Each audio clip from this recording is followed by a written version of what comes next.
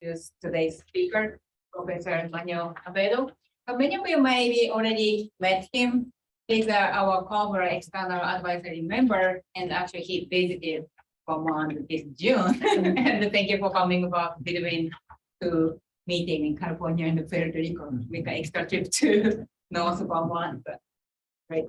So he was born and got the PhD in the Puerto Rico, and after that he moved to the University of Washington, Seattle for postdoc to study vascular biology and calcium imaging. Then he got a faculty job with Fernando. with Fernando. Line containing.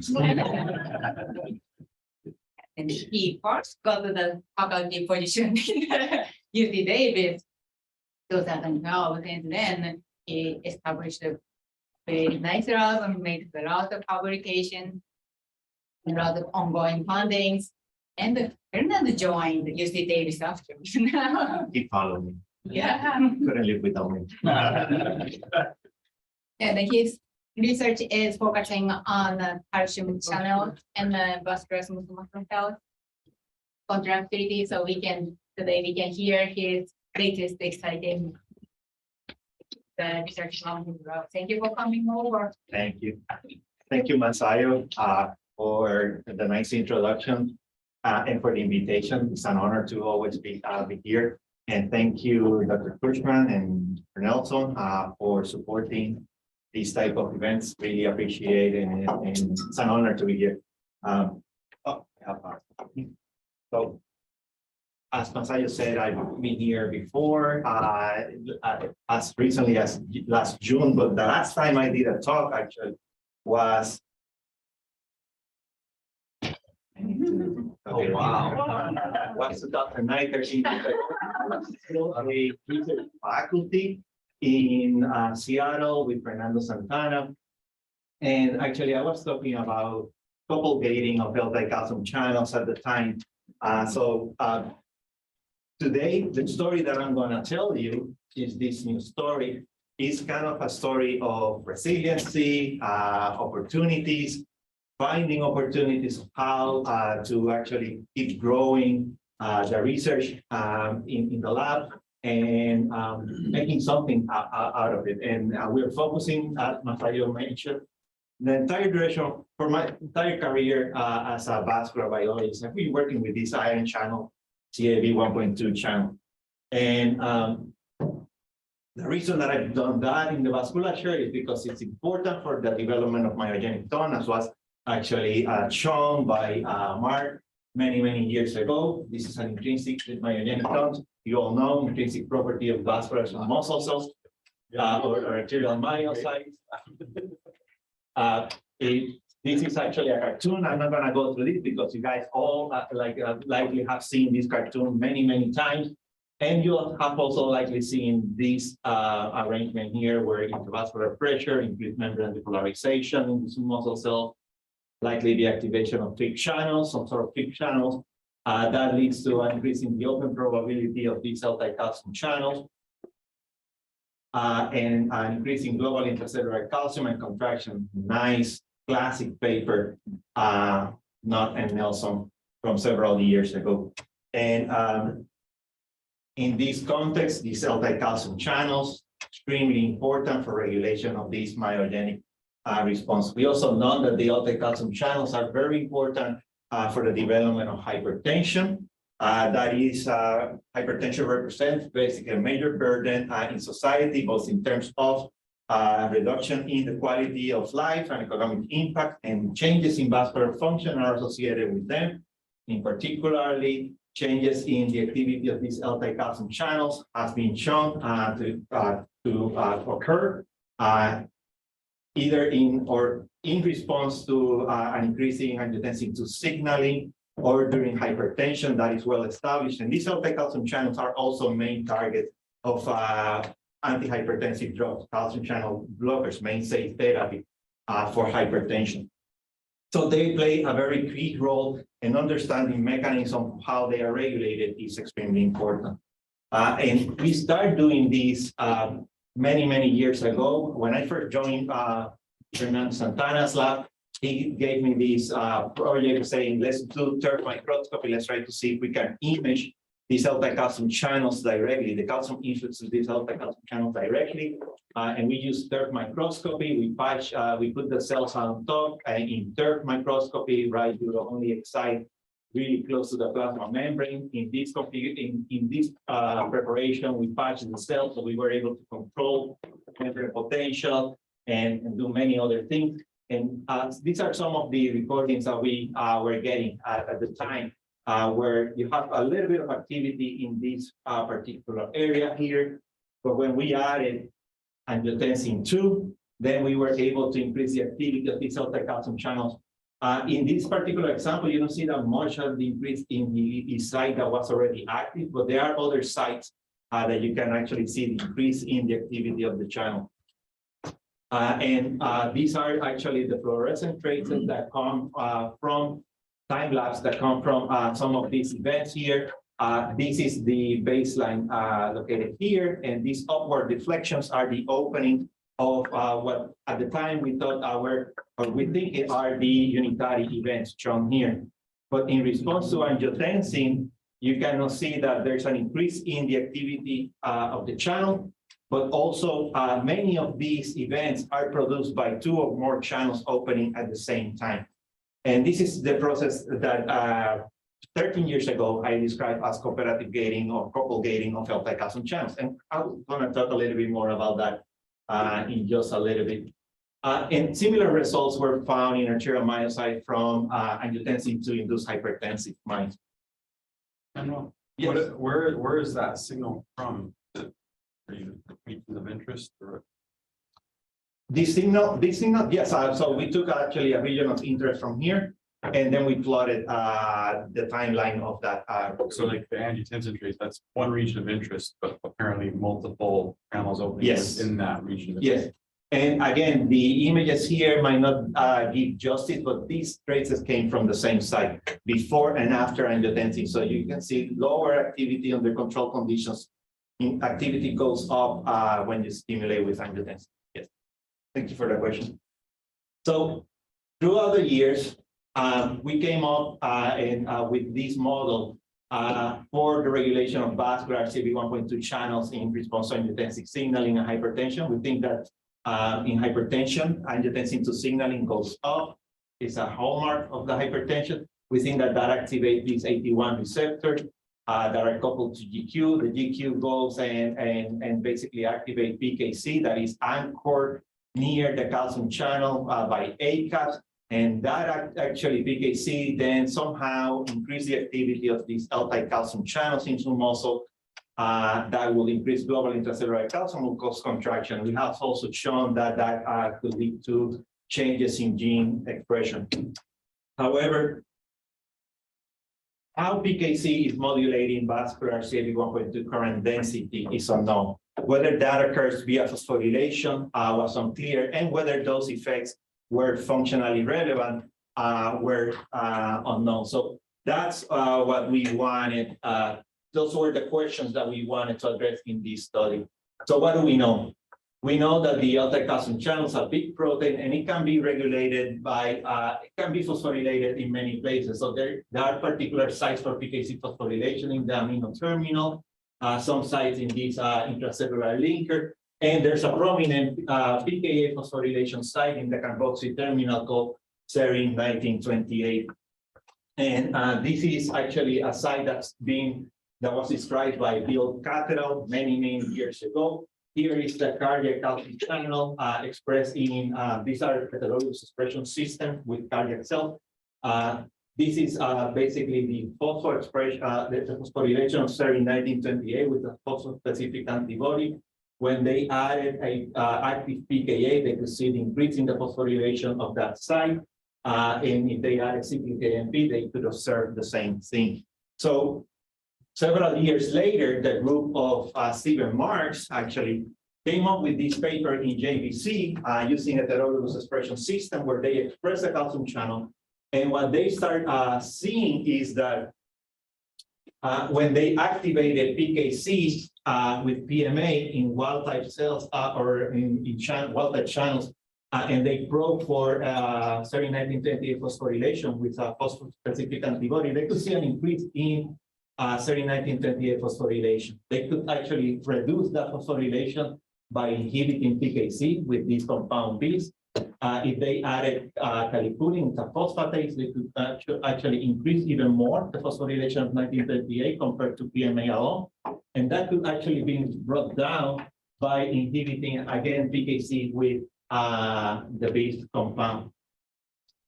And those results suggested that this serin 1928, at least in a heterologous expression system, could be a substrate for PKC phosphorylation in of these CAB 1.2 channels.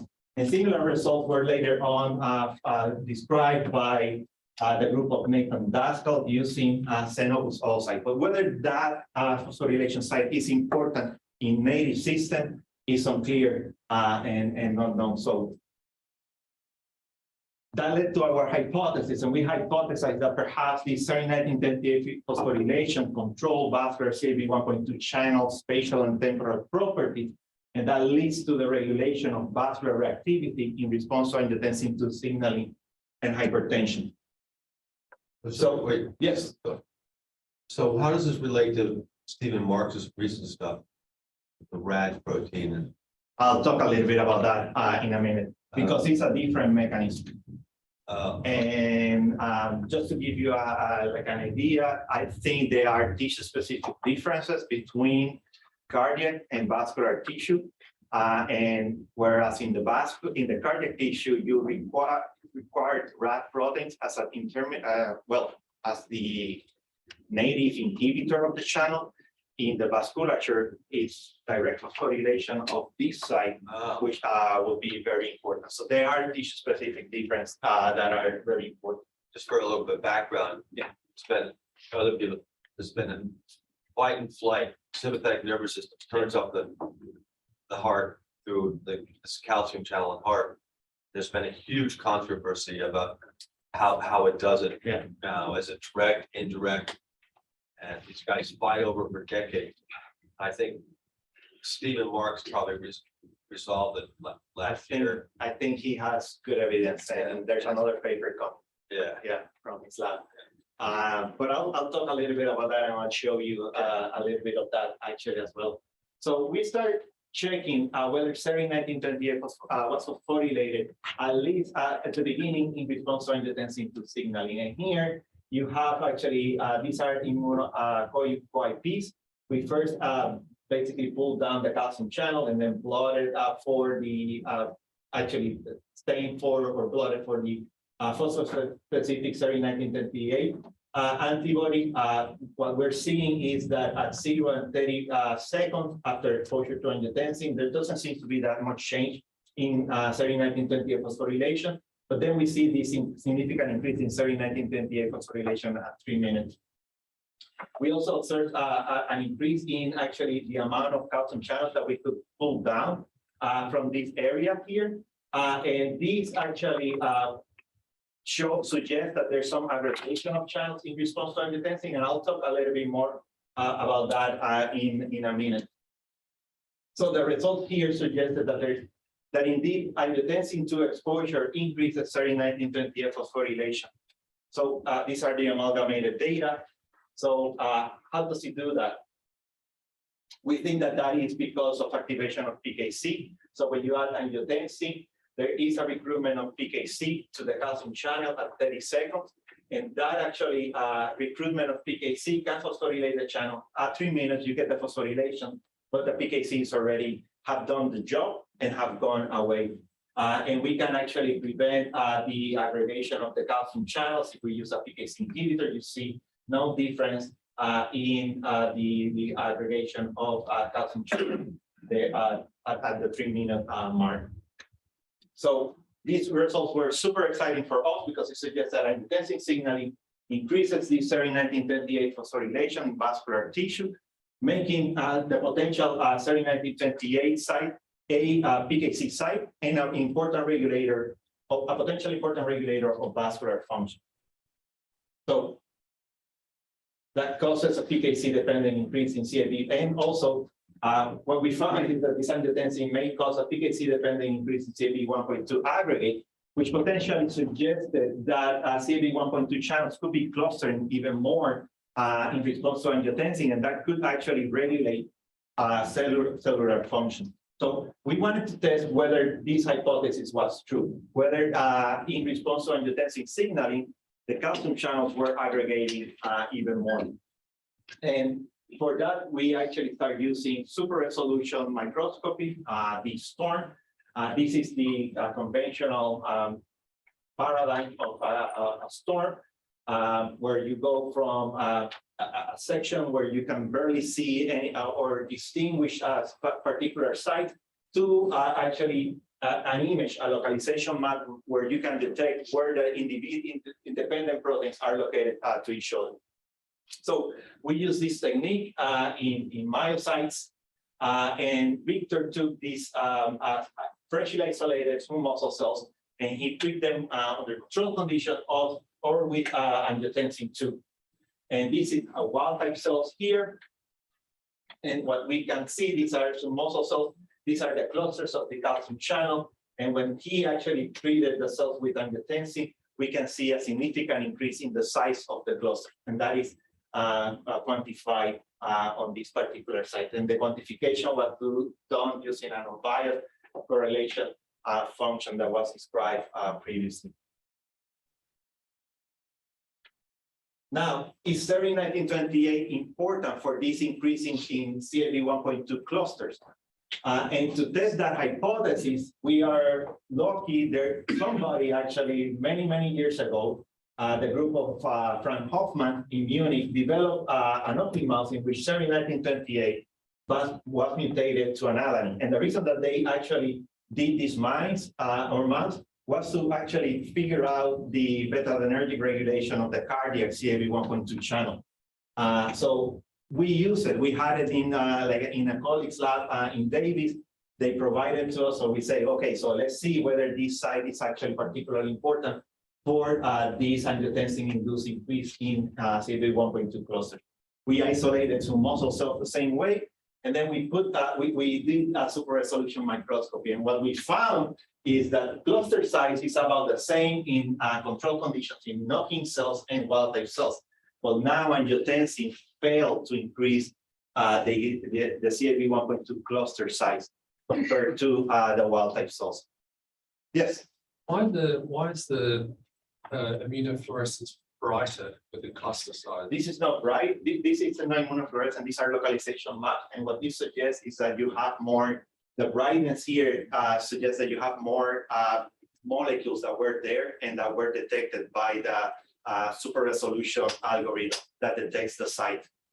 So not only is telling you that the clusters are bigger, it's also telling you that slightly there are more molecules here. And I'm just simplifying the analysis, but with this unbiased correlation analysis, we are able to detect not only the cluster size, but actually number of molecules, estimate the number of molecules that are within each cluster, and they are also changing when in wild type cells when they're stimulated with angiotensin 2 signal. So the conclusions of this experiment, together with other results, is that serin 1928 plays a key role in mediating this vascular CAV 1.2 clustering during angiotensin 2 signaling. So that clustering, yes. Just on the previous slide, I also asked, do you have a sense of on average how many proteins are in those clusters? Is there like a hierarchical structure, or is it more like some phase separation of this protein? That's a good question.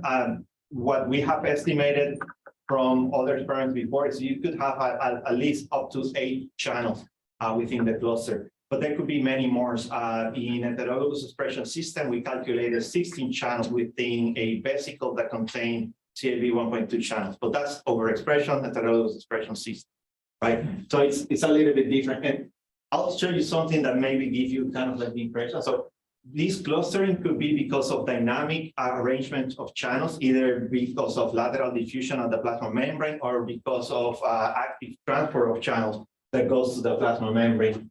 And one thing that we've been trying to do is to see the dynamic rearrangement of CB 1.2 channels, right? And in order to do that, so a couple of years ago, 5 years ago, one postdoc that was in the lab, he used this passage culture smooth muscle cell system, and he actually transfected these smooth muscle cells with CB 1.2 that is tagged with RFP or GFP. And this is what he observed. You kind of see like these are like vesicles containing CAV 1.2 channels that are actually moving a lot around that particular smooth muscle cell.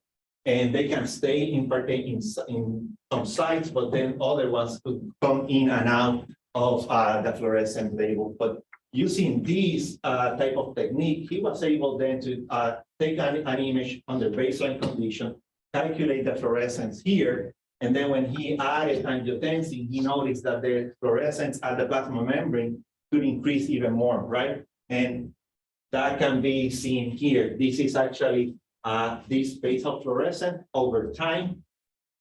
Oh, it goes a little bit higher. So over time, he saw that with angiotensin treatment, there was an increase in the fluorescence at the plasma membrane. It started to come down over a little bit after 2-3 minutes, likely because you have a lot of calcium in the cell, or and it triggered the endocytosis of the channel.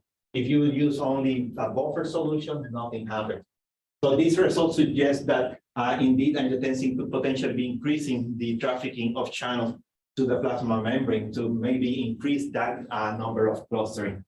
Another type of technique that we're trying to use is together with Rose Dixon and Fernando's in Davis, we actually created a CRISPR-Cas mouse in which the CAV 1.2 is tagged with Enclover, it's a GFP. So now we can see where the calcium channels are located in native smooth muscle cells. And this is an example. So a lot of the channels are in the SR region, and you see a lot of them also in the plasma membrane. And I'm not sure if I have, unfortunately, I didn't put the movie where you can see the channels just either inserting into the membrane or retrieving from the membrane, but that happens, and we can see it now in vivo. How's that happen? I don't know. Are you saying the channels are in the SR membrane or in They the are- plasma membrane? So they are stuck here in the ER, right? You see a lot of the channels are stuck in the ER. And but many of them actually reach the plasma membrane, and in this particular region here, you kind of see a lot of the channel at the plasma membrane. This type of image, actually, we have compared with other immunofluorescent techniques that have been done by other groups. I want to use different data from a different group, and they look exactly the same. And we now have some data showing that when you add angiotensin, you actually observe these similar changes in clustering of the calcium channel in these cells. So this is a very dynamic process occurring. Yes. So just to be clear, sorry to be a pain about this, but your super res images then possibly contain some signal coming from the cytoplasm rather than a small plasma membrane then? No, because the super resolution images were done using TERF microscopy. So I apologize, I forgot to say that. We're using TERF microscopy, so we're looking only at the plasma membrane site. Like you could get into a little bit into the cytosol, but it's about so TERF will be about 80 nanometers deep into the cell. So you could see a little bit of the submembrane area there, but mostly will be plasma membrane imaging.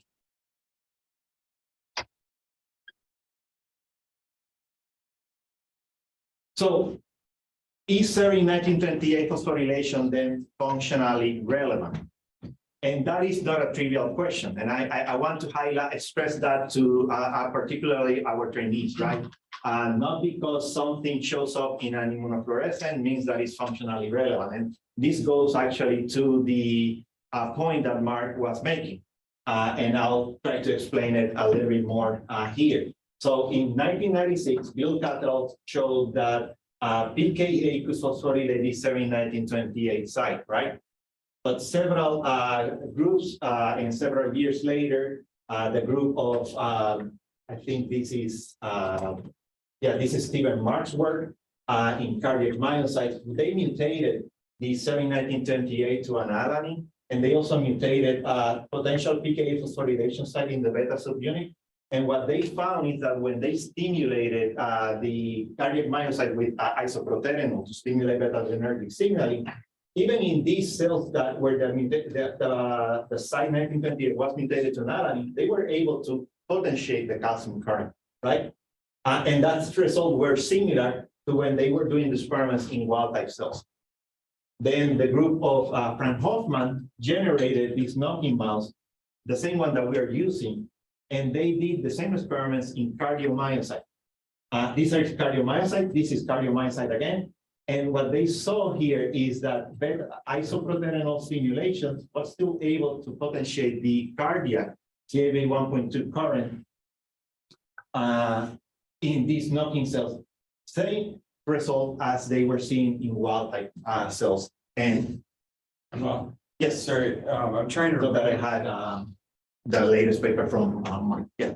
I'm trying to remember now, but in Catterall's paper, what was their functional data? So for this paper that didn't have functional data, it was biochemical data. Mostly. You know, this has been, I remember Franz Hoffman, this a long time ago.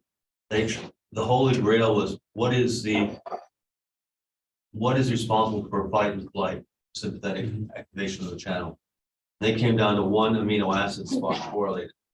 Everybody argued about it. Franz Hoffman, his group in Germany, they tried everything and they couldn't. Yeah. You could take a real heart muscle cell, add isoproterenol, and it turns on just like you would do in an attacked heart. Just right here. But but then when they started trying to find how it's working, Hoffman did everything. And the simple explanation was it wasn't the ion channel itself, it was some other protein. But people kept slugging at it, arguing for decades. Because this is like, fight and flight, sympathetic stimulation. How's it revving up the heart? Yeah. Yes. Are there different isoforms of this? Channel? Yes, there's a vascular smooth muscle isoform, there's a cardiac isoform, and there are different splice variants. And is the phosphorylation sites, that is the amino acids surrounding the phosphorylation? They are site, very close, so yes. Are they different or? No, they're the same. The sequence here is very similar in both cardiac and smooth muscle. Okay. Yeah. And so we really wanted to test whether this 1928 had any functional effect. And then Miguel in the lab isolated from muscle cells. He performed whole cell patch clamp electrophysiology using these voltage pulse from -70 to +10. It's a single voltage pulse, fairly straightforward. And then he calculated the Navedo sensitive current. This is the control cell here, control current here. And when he simulated the same cell with angiotensin, he saw a potentiation of the current, an increase in current density, and that is reflected there. When he performed the same experiments, but this time in the knocking cells, look at what happened. Now the current is not potentiated. So this is different from what Frank Hoffman and Stephen Marks were seeing in their knocking cells, these same knocking cells in the cardiac tissue, completely different. That was That's with PKA, but I'll show you at the end. That is exactly the same result. Yes, this is actually just new data that I didn't want to show the PKA story because hopefully that will come out in the next couple of weeks. So you will be able to read it. But this is actually brand new data. I'm super excited about. Where's it coming out? Circulation research, I think. I think we're gonna be, That journal. It's actually, how does it call it? A legacy journal or a prestige. It's awesome. Yeah, prestige now, prestige signaling, I guess. I shouldn't do that. But these results suggest that serum 1928 phosphorylation is necessary for this increasing vascular GAV 1.2 current density in response to angiotensin. So Miguel then wanted to learn a little bit more about how the channel is regulated. So he turned out to a single channel recording. And here he's doing wild type cells. This is the C is for close. And then the downward deflection in this case is the opening of the channel. So we're finding very low activity in, these are actually voltage steps. from -80 to -30 millivolts here. And these, we're finding very low activity of the calcium channel at those voltage steps. But when we add angiotensin in wild type cells, then you can kind of see from here an increase in the activity of the channel, the open probability goes up. But then we also start to see that many of the events were produced by 2 or more channels opening at the same time. Cooperative gating again, right? When we perform this, so this is a process again, cooperative gating behavior, we have actually described it in TSA cells that express the calcium channel, in urine arterial myocyte, where you have actually these events produced by 2 or more channels opening and closing at the same time. In cardiac myocytes, you kind of see here 6 channels, talking about how many channels you have there, 6 channels opening and closing at the same time. So we described this in 2010, and then Mark and Swamill were able to show the same thing in 2012, the science paper, but this time in 3 channel. So the importance of this cooperative gating behavior is that it amplifies the amount of calcium that comes into the cell, right? And fortunately, to work with Rose Dixon, Fernando, and Mark Binder, we published this paper early on this year. We had a fascinating reviewer that made us work a lot, and he's sitting right here. But if you want to learn a little bit more about cooperative gating, this paper is out. It's a massive amount of work. And just going back here, just showing the quantification, availability of the channel goes up with angiotensin in wild type cell. The activity goes up. We can calculate the coupling frequency that goes up, and how good is that cooperative event, are the strength of the cooperative event goes up as well. We can calculate it there. When we perform the same experiment, but this time using the knocking cells, what we find is that angiotensin failed to increase channel availability, or the activity, or the coupling frequency, or the strength. Everything was actually similar, regardless of whether we were looking at control or angiotensin to signaling the knocking cell. Everything was comparable to the wild type control cells, indicating then that this serin 1928 phosphorylation could promote vascular CAV 1.2 coupling during angiotensin 2 signaling. So, is this functionally and physiologically relevant? So for that, then Miguel then went back, took isolated muscle cell, and he started recording the membrane potential of these cells. We wanted to know whether the changes in membrane potential were actually driving some of these effects that we were seeing. And what Miguel found is that basal membrane potential in wild type and knocking cells is about the same, -58 millivolts. When he stimulated with angiotensin, both cells, wild type and knocking cells, actually repolarize to about -25, -20, 25 to 30 millivolts, all of them. And high K depolarize at about the same. So the changes that we're seeing is not because the cells are seeing any differences in membrane potential. They've seen exactly the same changes in membrane potential, right? So then Victor took the same cells and he actually loaded them with a fluo4, fluorescent calcium indicator, and he looked at the calcium signal in these cells in response to angiotensin. And then he used actually the fluorescent signal to quantify it a little bit. So it's an estimate of how the cell could contract. So he could do simultaneous calcium and contraction experiment. And all of this is done using MATLAB algorithms. And what he found is that wild type cells that are treated with angiotensin will see this increase in intracellular calcium. And after a small delay, the cells will contract. So that's what we were expecting, right? So if he put nifedipine, if he treat the wild type cells with nifedipine or calfostin C, a PKC inhibitor, now angiotensin failed to cause an increase in intracellular calcium or contraction of the smooth muscle cell. And consistent with a role for serin 1928 phosphorylation in this process, if he does the same experiment, but in the knocking cells, the 1928 tonalanin cells, the same thing occurred. No angiotensin failed to increase intracellular calcium substantially or cause construction of those cells. Manuel, Yes, what's the timeline of your calcium response and the shortening of the myocytes? Does it, because it doesn't, I mean, it does take long it time takes, yeah. compared, for example, to the rate potential changes in response to angiotensin. Do you have any potential explanations why? This here, and yeah, no, I don't, this could be like, this may be because of, PKC, needs to get, activated. It could have to go to the calcium channel, to phosphorylate the channel, trying to increase activity. You could also have IP3 receptors and things like that, but certainly this suggests that calcium channel play a key role in this process, right? Yeah, but yeah, don't have an explanation for that. So study 1928 seems to be required for angiotensin to induce increases in intracellular calcium and contraction.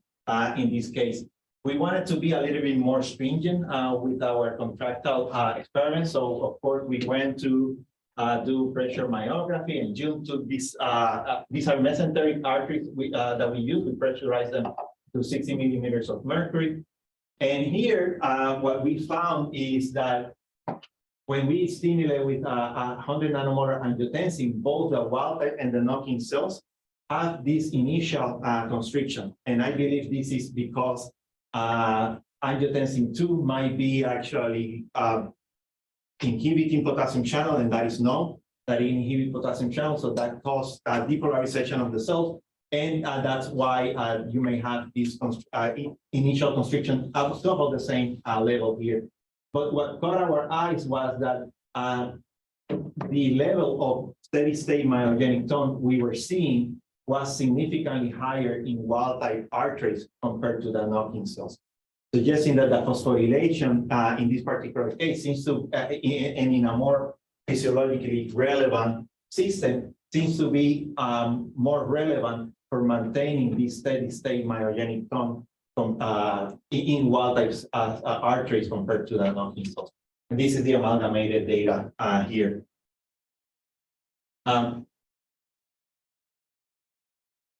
We did a little bit more, and we then used laser spectral imaging to see whether we could actually recapitulate a lot of the changes, but this time in vivo. These are mesenteric arteries, and then we are able to measure simultaneously both the blood flow and the diameter of these arteries.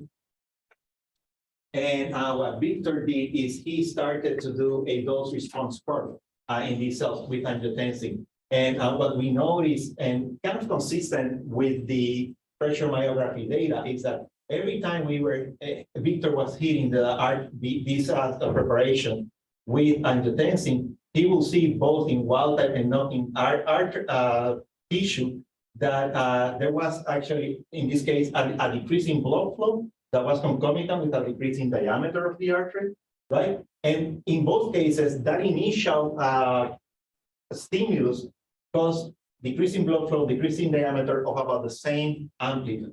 But then over time, at that steady state level, after 5 minutes, you could see that the wild type tissue actually retained that decrease in blood flow for a little bit longer, that decrease in diameter for a little bit longer than the knocking tissue. Knocking tissue seems to go and to relax a little bit more. And that can be better seen here. These are 3D plots. At the maximum angiotensin 2 response, the difference between the wild type and knocking tissue is relatively small in both cases, both in terms of diameter and blood flow.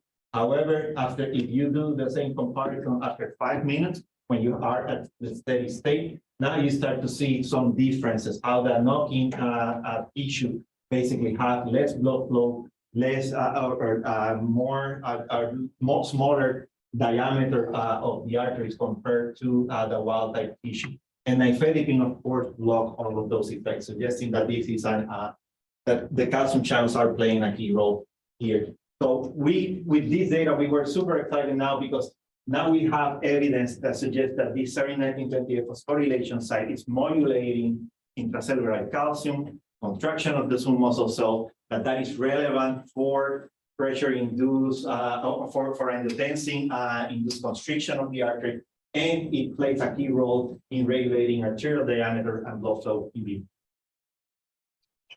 So what about disease state and hypertension? For that, we start actually implanting mice with angiotensin pump. And I'm not going to bore you with all the data. Yes? Did the angiotensin cause the gut muscles to constrict too? It could, but so the way that we do it is we put the mesenteric file on top of a gauze and try to maintain the gut height there so that it doesn't move as much. Yeah. So I'm not gonna bore you with like the data with hypertension because actually we've done exactly the same thing. Western blot, super resolution, patch clamp, and you will see an increase in serin 1928 phosphorylation in hypertensive wild type arterial lysis. We see an increase in CAV 1.2 clustering, hypertensive wild type, but not serin 1928 cells. We see an increase in CAV 1.2 activity and cooperative gating in wild type hypertensive, but not serin 1928 cells. So the same result that you saw, we see it with the hypertensive model. So that the mutation mice also still shows the hypertension. Yeah, here. We're going there. Okay. So what I want to show you is going there. And it is actually June took these animals and he did myogenic response. This is the responses to the wild type. So here you have seen you all have seen a lot of these intravascular pressure response curve, right? This is the wild type sham animal here. What we find is a significant increase in myogenic tone at 80, 100 millimeters of mercury in the wild type hypertensive animals or hypertensive arteries. In the knock-in animals, we don't see that much of a difference between in myogenic tone.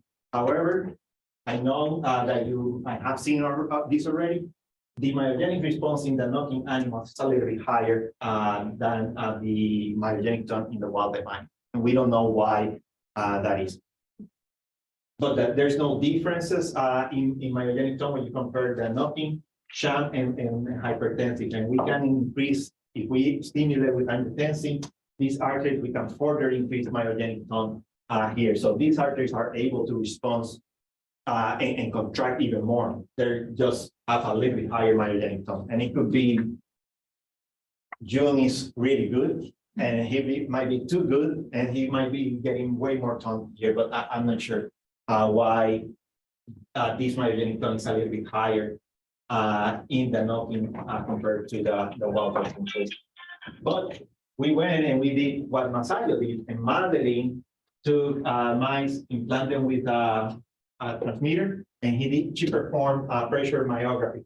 And this is changes in mean arterial pressure. Sham are here, so the changes is because we record for 2 days under controlled conditions, and then we implant them with either a saline pump or an angiotensin pump. And you can see the wild type animals actually that are implanted with an angiotensin pump have a significant increase in mean arterial pressure after 7 days. In the knock-in animal, we saw an increase in mean arterial pressure with angiotensin, and that is because blood pressure is regulated by many other things, in addition to peripheral resistance, right? But what's important for us is that change in mean arterial pressure in the knock-in animal, in the hypertensive knock-in animal, was significantly lower than the wild type animals, and we already have a cohort of 6 animals for all of these conditions. So it suggested that this serin 1928 phosphorylation seems to be playing a key role in CAV 1.2 clustering, cooperative gating, Aston, alteration in blood flow, blood pressure regulation during hypertension. And yeah, so with that, we kind of came up with this model in which CAV 1.2 serin 1928 seems to be phosphorylated by angiotensin 2 signaling. That phosphorylation is likely mediated by PKC phosphorylation. So that makes this serin 1928 a bona fide PKC phosphorylation site. So which is consistent with the early work that Stephen Mark had done in heterologous expression systems. but now we actually show some functional and physiological relevance. During 1928, mediate this vascular CV1.2 spatial and functional changes of the calcium channel. And that is important because it shows that you can have actually, when you have angiotensin II signaling, hyperactivation of the angiotensin II signaling, or hypertension, you could have this increased clustering, and that increased clustering facilitate then this cooperative gating behavior. So the phosphorylation of 1928 might be that key initial signal that triggered the clustering and facilitate the channels to open and close at the same time. So we think that actually this 1928 phosphorylation alters vascular activity, blood flow, and blood pressure during angiotensin II signaling and hypertension. So it may be that this phosphorylation of this site is a risk factor for hypertension. And we have some evidence, not in hypertensive patients, but we have some evidence in diabetic patients in which this site is hyperphosphorylated as well. And what are the potential therapeutic implications of this? This is a little bit of a dream, and maybe becomes a reality, but you can imagine, and we've been talking about how this site is differentially affected in cardiac and vascular tissue, but you can imagine, so whether if you are able to put a small molecule that blocks the phosphorylation of this site, and by blocking that phosphorylation, you prevent the clustering of the channels, you prevent the cooperative gating and this increasing intracellular calcium, maybe you can have then a reduction in vasoconstriction of this in hypertension. And why is that might be better, right? Well, the current therapy blocks channel activity. Here, what we're proposing is correcting channel activity. And maybe that could actually reduce the side effects that we might be seeing with the current calcium channel blockers. So that's kind of like the big idea there for in terms of potential therapeutic implication. And I want to leave you with whether this mechanism is a general mechanism for regulation of vascular function. And that goes to your question, Jerry. And that is, this is the work that we have right now that hopefully will get published soon. But this is actually a different disease, diabetes, different signaling pathway. Now we're using hyperglycemia or high glucose. And the way that the channel is regulated is through a different mechanism. We have a different GPCR, P2Y11, a different molecule, PK8 rather than PKC.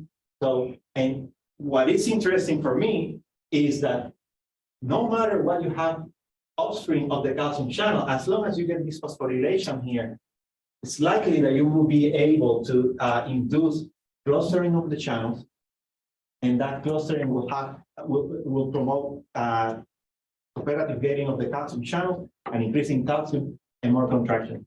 And we have been seeing the same type of behavior in Alzheimer's disease.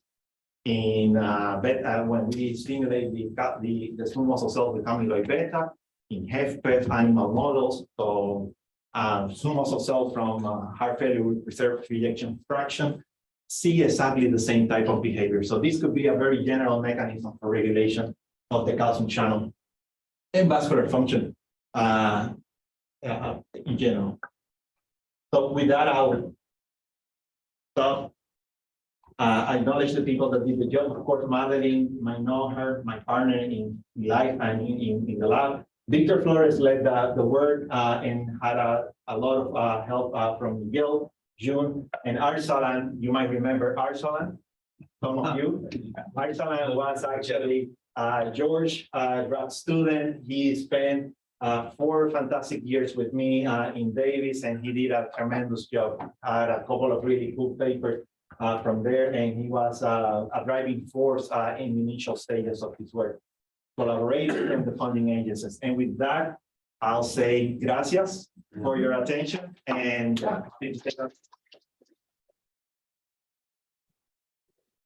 So I think it's really fascinating. There's this really significant increase in the amount of these channels at the membrane in a short period of time. And so my question is, this vesicular pool of that is kind of necessary to enable that to happen. And then potentially the trafficking. So what do you think they're trafficking on and what maintains the vesicular? Yeah, that's a great question. John Jagger, another alumni of this department, right, had a paper early on, early 2010 or 12, somewhere around there, where he finds that actually calcium channels traffic in RAP25 containing vesicles. And that RAP25 is important for trafficking of, it's important for trafficking.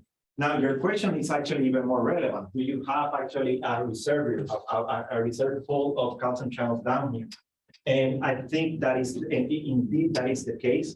I can show you later on some data that we have in diabetes and hyperglycemia, where you kind of actually see a whole bunch of vesicles down here, some membrane. And then when we stimulate with hyperglycemia, all of them seems to be going to the plasma membrane. So that reserve pool hypothesis is very much real, I think.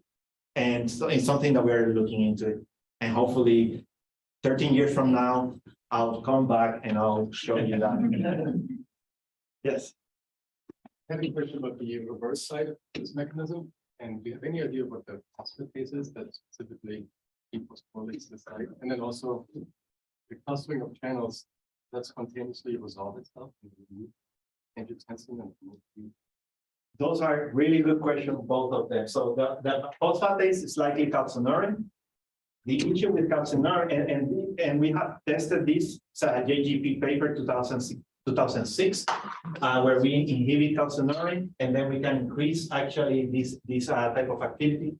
The issue here with calcineurin is that calcineurin can also actually, with increasing calcium here, gets activated, and then it can goes and actually dephosphorylate NFAT. And again, that's the work of another alumni here, Maria Gomez, right? Who did a lot of the NFAT work. And that NFAT then can cause gene expression changes. If we actually detach, and we have done this work, if we actually prevent the targeting of calcineurin to the calcium channel, then we can prevent actually the regulation of the channel, and we can prevent the changes in gene expression.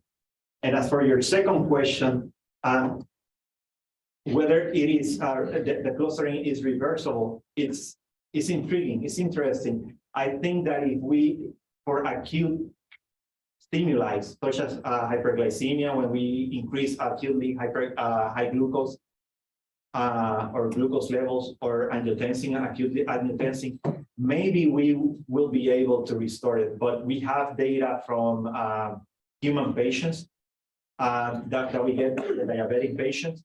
This patient, we get the tissue from Reno, Nevada. They put the tissue in regular saline solution.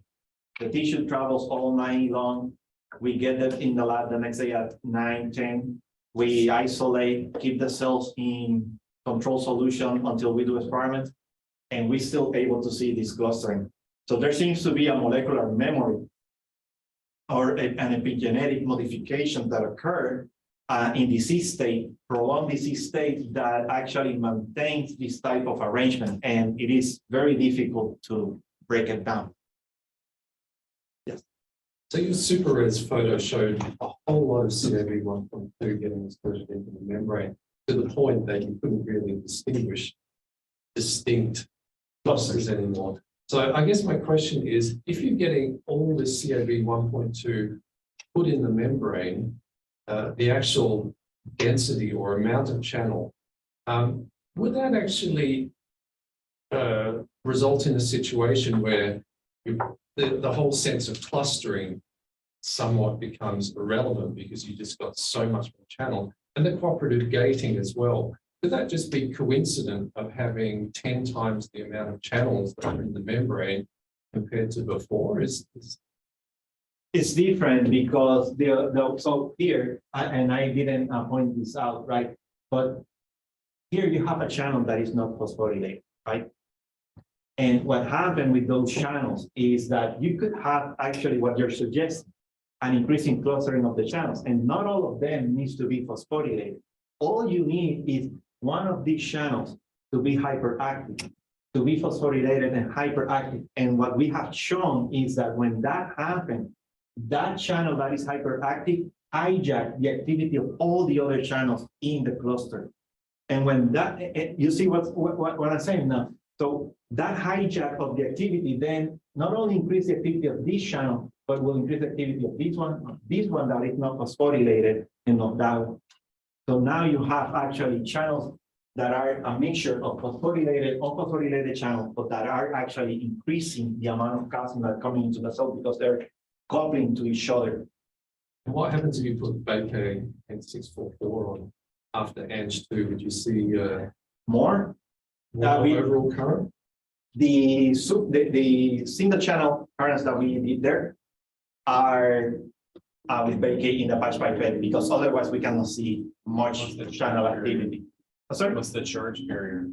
charge carrier for that was calcium, 2 millimolar? 2 millimolar of calcium, yeah. So we have to put, for the single channel recording, we have to put VK in the pipette. Otherwise, we don't see like a lot of activity of the channel. So it tells you that yes, we can actually increase a little even more channel activity when we add angiotensin. Yes.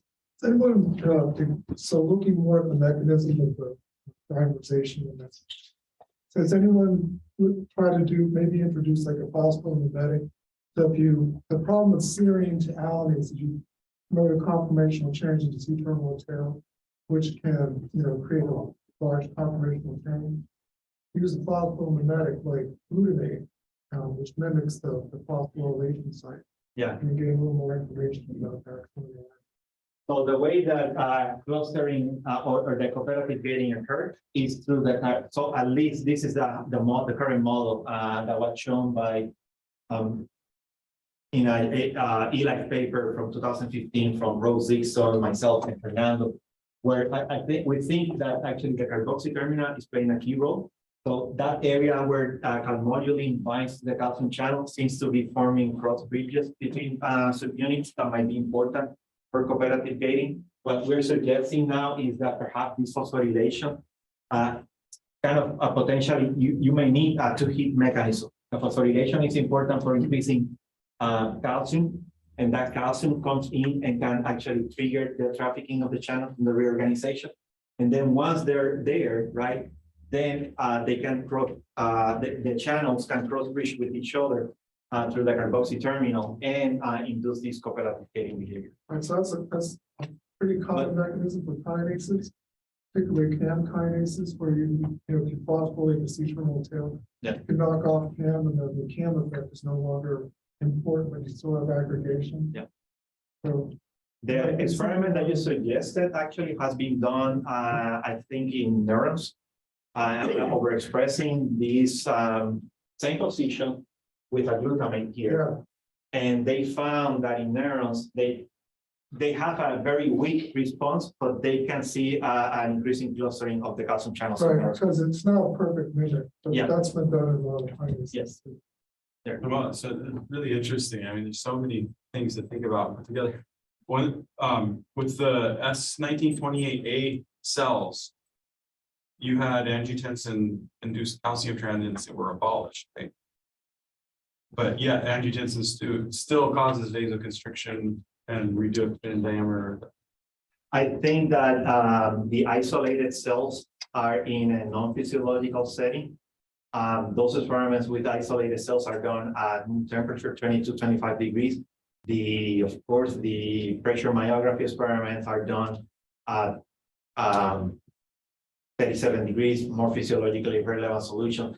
So I think that has something to do with those difference between the isolated cells and the intact tissue. And it is a limitation of the study, right? And it's something that I think we have to be careful how to interpret that data.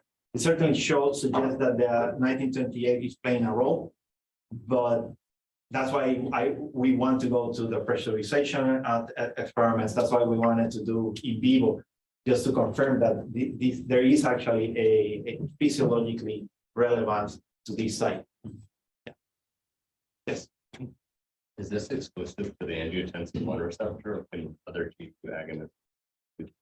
I show you that with high glucose, which is a purinergic receptor.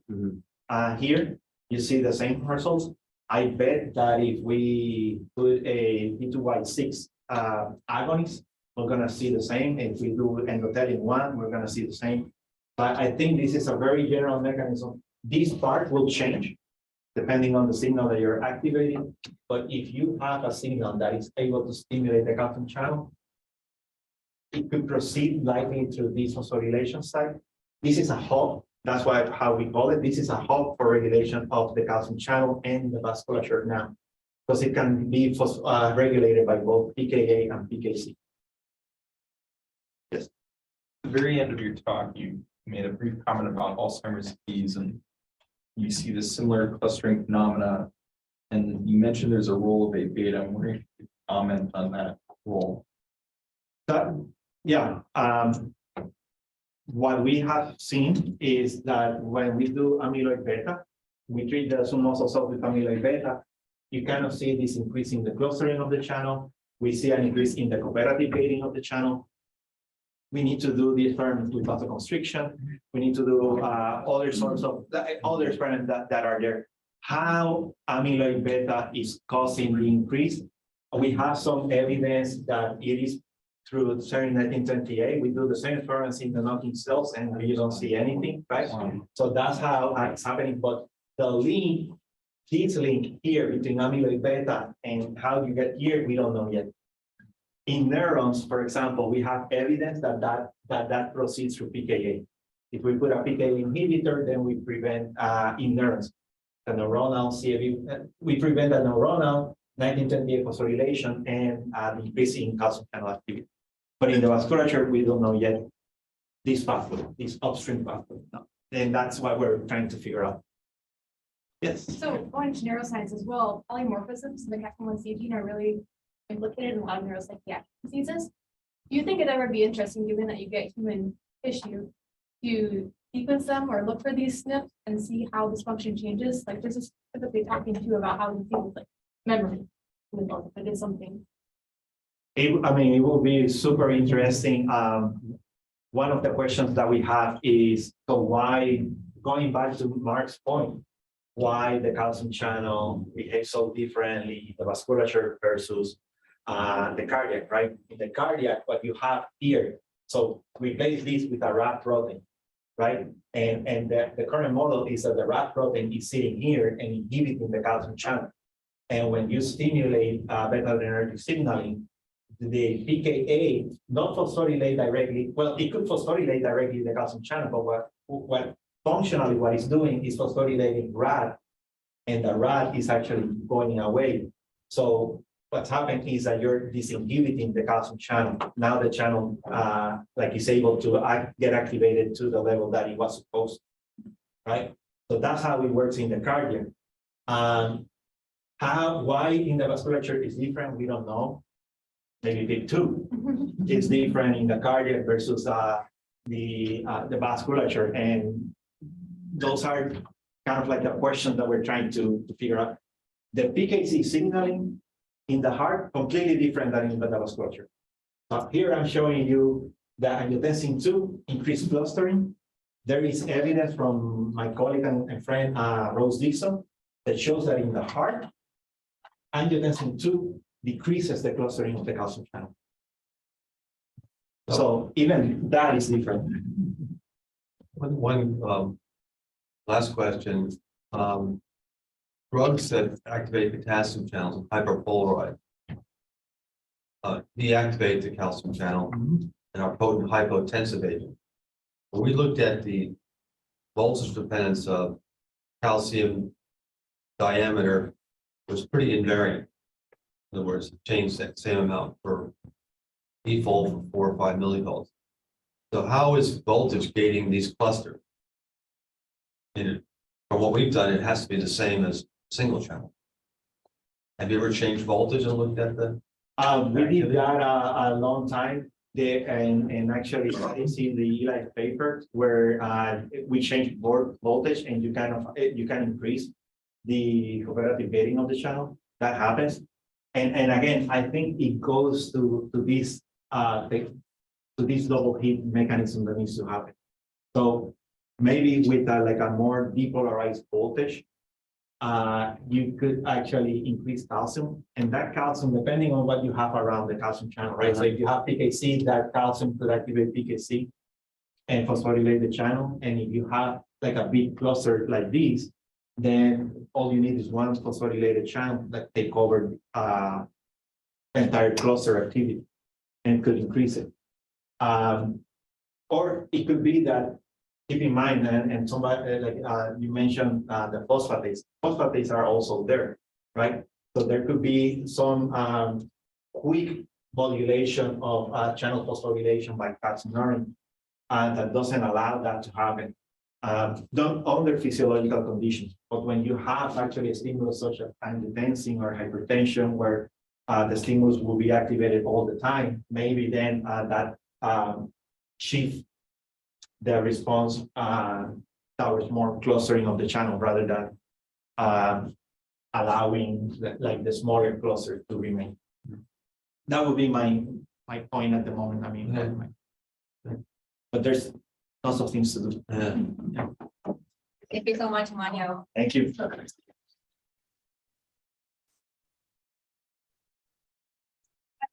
Keep the still a little open now, so if you have more questions, you can stay here and then read out more questions. Thank you. Oh. I can. How would that be?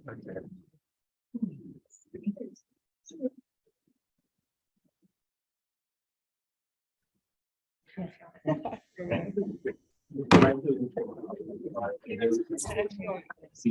everyone.